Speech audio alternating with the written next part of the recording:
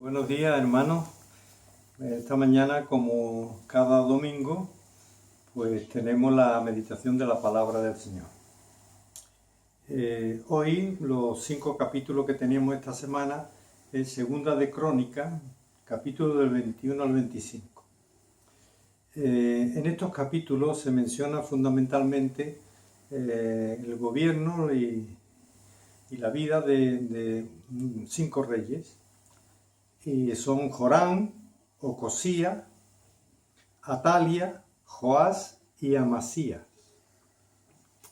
¿Qué podemos destacar de estos reinados? Pues bueno, algo fundamental es que si gobernaban teniendo en cuenta la palabra del Señor, el rey y su pueblo pues recibían bendición. Y cuando se olvidaban del Señor y se volvían a los ídolos, pues entonces venían guerra, venían destrucción, venía disciplina para el pueblo.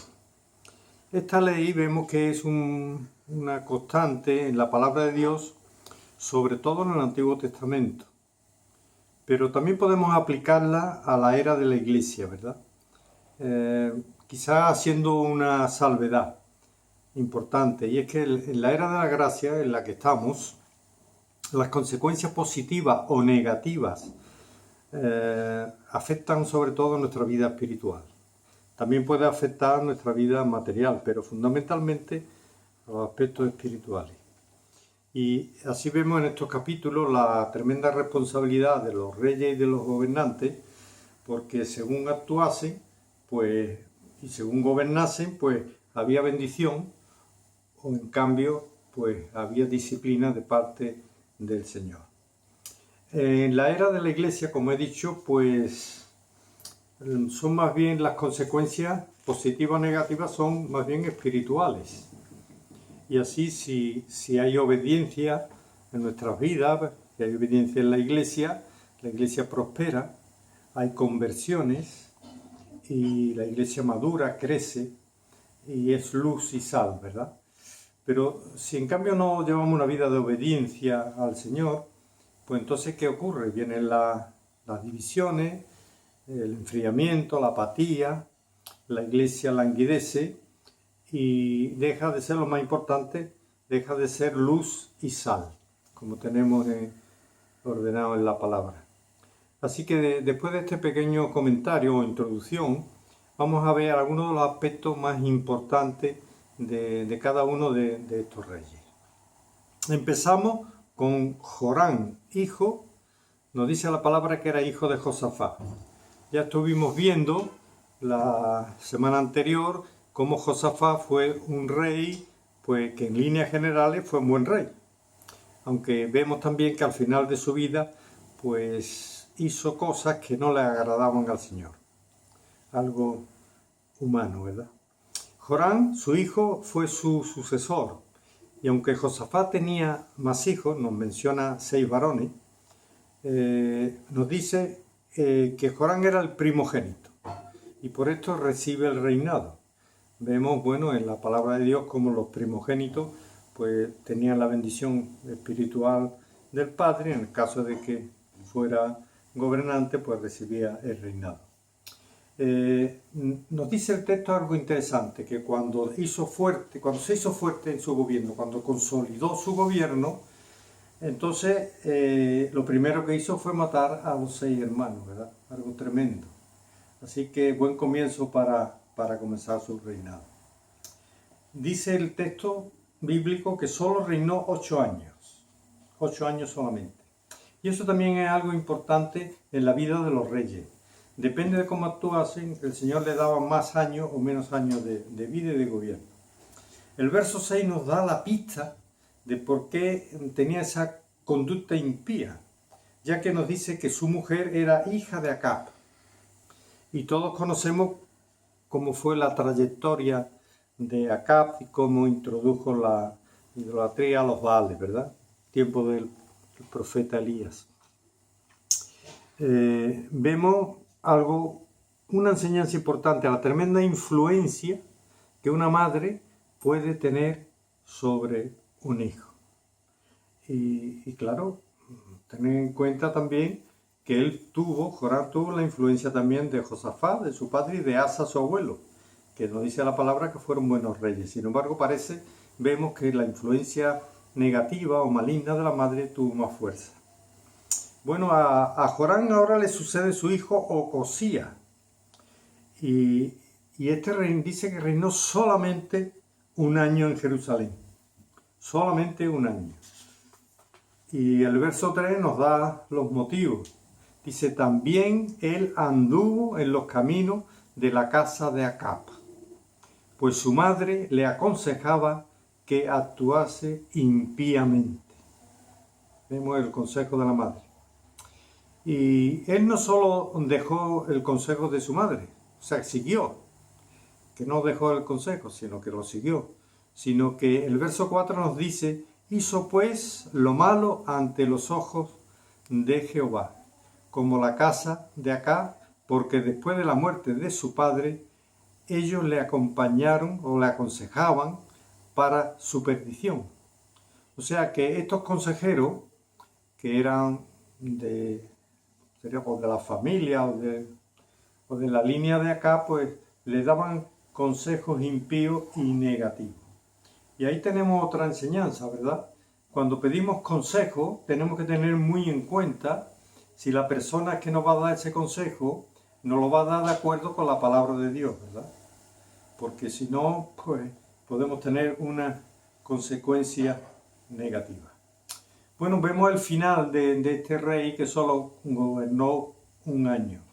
Nos dice la palabra que Jehú, que había sido designado por el Señor para exterminar la casa de Acab por causa de su vida impía, de su gobierno impío, por llevar y arrastrar a Israel a los Baales, dice que Ocosías salió en contra de Jehú y murió en la batalla. Le vence y muere. Entonces, ¿qué ocurre? Atalía, la madre de Ocosías, aprovecha la ocasión y dice que lo primero que hace en su reinado, algo similar a lo que hizo el hijo, extermina a toda la casa de Judá. Pero no a todas, porque el Señor interviene, ¿verdad? Y entonces el Señor utiliza a una mujer, Josabet, que esconde a Joab en sus aposentos durante 6 años. Claro, la casa de Judá no podía ser exterminada, ¿verdad? Porque de ahí, la descendencia de la casa de venir por el rey David, de ahí tenía que nacer el Señor. Por lo tanto, vemos cómo el Señor controla y los gobiernos, ¿verdad? Para que se cumpla su voluntad. Bueno, pues, ¿qué ocurre? Que mientras reinaba Atalia, dice que pasados 6 años se levanta un sacerdote. El sacerdote Joiada, nombre raro, Joiada, y este sacerdote reúne a los levitas y a los principales del pueblo de Israel y proclama como rey a este niño, que tenía entonces ya 7 años, y la Atalía, que estaba en el templo, cuando ve lo que ocurre, comienza diciendo traición, traición. Se sentía traicionada, pero cuando sale del templo, pues le quitan la vida, ¿verdad? No esperan a que salga del templo para quitarle la vida. Bueno, pues el reinado de Joab reinó, este joven, 40 años en Jerusalén. Luego vemos de nuevo que Dios le da 40 años, porque dice el texto, e hizo Joab lo recto ante los ojos de Jehová todos los días de Joiada el sacerdote. O sea, aquí vemos ahora una influencia totalmente contraria a la que había tenido este rey de parte de, ¿verdad? Estos reyes de parte de Atalia y de los consejeros de la casa de Acab. Pues todos los días de este sacerdote hace lo recto. Y vemos de nuevo la bendición, ¿verdad?, de tener un consejero de acuerdo con la palabra de Dios. y teniendo en cuenta que Joás tenía solo 7 años. Pero a pesar de ser tan joven, nos dice el verso 4, después de esto aconteció que Joás decidió restaurar la casa de Yahvé y ordenó que el pueblo diera ofrenda para la restauración de la casa del Señor. El verso 13 nos dice, hacían pues los artesanos la obra y por sus manos la obra fue restaurada y restituyeron la casa de Dios a su antigua condición y la consolidaron. Bueno, podemos decir, y en la actualidad, ¿en dónde está la casa de Dios? Somos la iglesia, ¿verdad? Nos dice la palabra de Dios que la iglesia somos templos del Espíritu Santo. Luego, quiere ello decir que si trabajamos para que la iglesia se consolide, para que la iglesia madure, para que la iglesia crezca y pueda cumplir su misión, eso no solo va a traer bendición para cada uno de nosotros, sino sobre todo va a traer bendición también para la iglesia. Bueno, y ahora viene otra cosa interesante, ¿cómo termina este sacerdote su vida, el final de su vida? Algo también importante, una gran lección para cada uno de nosotros. Nos dice los versos 15 y 16 cómo termina la vida de este sacerdote fiel al Señor. Dice más, Joiada envejeció y murió lleno de días. De 130 años era cuando murió. Y lo sepultaron en la ciudad de David con los reyes. O sea, lo habían sepultado con los reyes. Por cuanto había hecho bien con Israel y para con Dios y con su casa.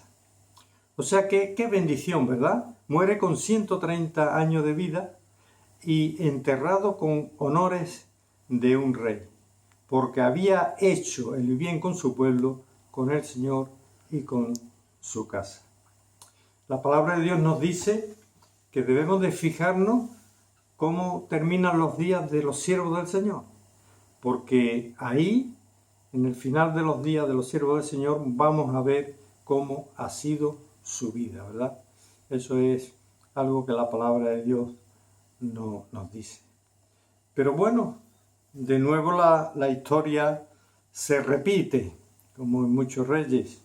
Muerto el sacerdote Joiada, llegan otros consejeros nuevos, distintos, o consejeros de nuevo de la casa de acá, y le indujeron a que abandonara la casa del Señor y se volviera él a los ídolos y a los símbolos de Acera, los dioses Acera, y volver de nuevo a llevar a la idolatría al pueblo.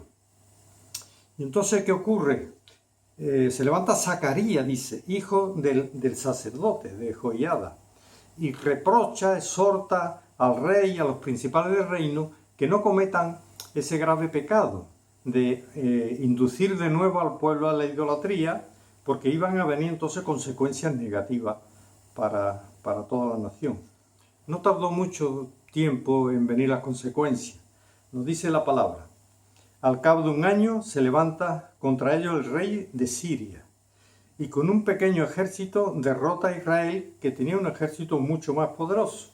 Destruye y saquea Jerusalén y envía, dice, un gran botín al rey de Damasco. Y entonces, a continuación de esta derrota, nos dice la palabra que dos siervos conspiran contra él y le dan muerte en su cama para vengar la sangre por la muerte de Zacarías, hijo del sacerdote. Y así, y añade el texto, que no lo sepultaron en el sepulcro de los reyes. Así que las conclusiones que podemos sacar es la importancia que tienen los consejos por personas que nos guíen por medio de la palabra del Señor. Esto va a traer bendición para nuestra vida, para nuestra familia y para la iglesia. Vemos también cómo en el gobierno, el Señor gobierna, ¿verdad? Y es soberano sobre los gobiernos humanos. Y Él quita, pone según su voluntad y con el fin y el propósito que Él tiene. Y la otra enseñanza tremenda es la importancia que tiene nuestro testimonio, nuestra enseñanza y nuestra vida para nuestros hijos y para nuestros nietos, ¿verdad? Eso es importantísimo. Que desde pequeños, ¿verdad?, eduquemos a nuestros hijos y también a nuestros nietos, porque los abuelos tenemos muchísima influencia espiritual y moral sobre los nietos.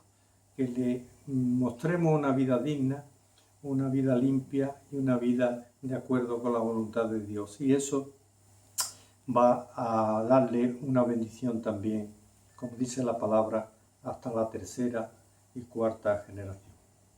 Bueno, pues ya terminamos, ¿verdad? El comentario, como veis, son capítulos que por supuesto se puede sacar bastante más de ellos, pero eso ahora lo dejamos para el tiempo de poder compartir, para que podáis cada uno, pues, en un tiempo breve, ¿verdad?, y compartiendo algo sobre estos capítulos. Muchas gracias.